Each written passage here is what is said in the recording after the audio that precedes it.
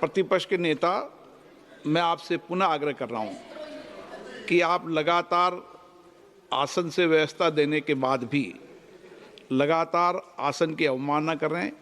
ये प्रतिपक्ष के रूप में आपके उचित नहीं है। मैंने रूल दे दिया है, व्यवस्था दे दी है। अगर आप राष्ट्रपति अभिभाषण में बोलना चाहते हैं ठीक है। अगर आप तय करके आए हैं कि मुझे राष्ट्रपति अभिभाषण पर नहीं बोलना है, मैं राष्ट्रपति भाषण को बोल रहा हूं सर। हाँ बोलिए। स्पीकर साहब, पहले आपने मुझे बोला कि मैं किताब को कोट नहीं कर सकता। मैंने कहा मैं किताब को कोट नहीं कर रहा हूं, मैं मैगजीन को कोट।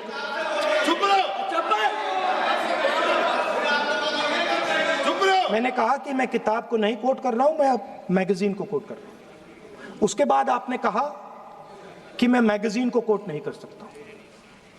उसके बाद मैंने कहा ठीक है, मैं चाइना और हिंदुस्तान के बीच में जो रिश्ता है, जो लड़ाई है, उसके बारे में कुछ बोलना चाहता हूं। आपने मुझे बोला कि आप नहीं बोल सकते हैं, नियम है। आप मुझे बताइए, हिंदुस्तान और चाइना की रिलेशनशिप पर ना बोलना कौन सा नियम है? माननीय सदस्यगण, आप उस किताब का हवाला बता रहे थे जिस किताब के बारे में रक्षा मंत्री जी ने कहा किताब नहीं छपी, ठीक है ना। फिर आप उस मैगजीन का उस तथ्य को वार कर रहे हैं। आप विषय पर राष्ट्रपति अभिभाषण में जो विषय तथ्य हैं, नहीं, जो विषय तथ्य हैं उसमें कहीं भी भारत और चाइना का कोई विषय बिंदु नहीं है क्या?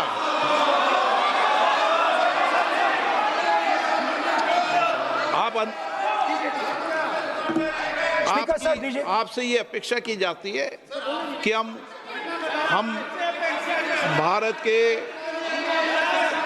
सब भारत के हैं, तो उसकी प्रतिष्ठा बनाए रखना आप सबका दायित्व है। आप इस तरीके के तथ्य नहीं रखें जिससे कि देश की प्रतिष्ठा कम है, ये अपेक्षा तो की जाती है आपसे। तो आपका कहना है कि जो प्रेसिडेंशियल एड्रेस है उसमें इंटरनेशनल रिलेशन से कुछ लेना देना नहीं। मतलब हम कोई ना पाकिस्तान पे बोल सकते हैं, ना चाइना पे बोल सकते हैं, ना किसी और देश पे बोल सकते हैं। ये क्या बात है सर? मैंने फिर माननीय प्रतिपक्ष के नेता, आप फिर बोल रहे हैं।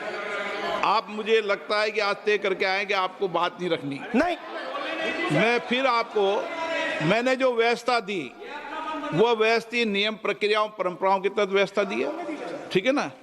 और मैंने बार बार आपसे ये आग्रह किया कि आप बोले, नियम, परंपराओं, प्रॉपर्टी की आपसे अपेक्षा की जाती है क्योंकि आप प्रतिपक्ष के नेता हैं। माननीय सदस्यों की अपेक्षा आपसे अपेक्षा की जाती है। और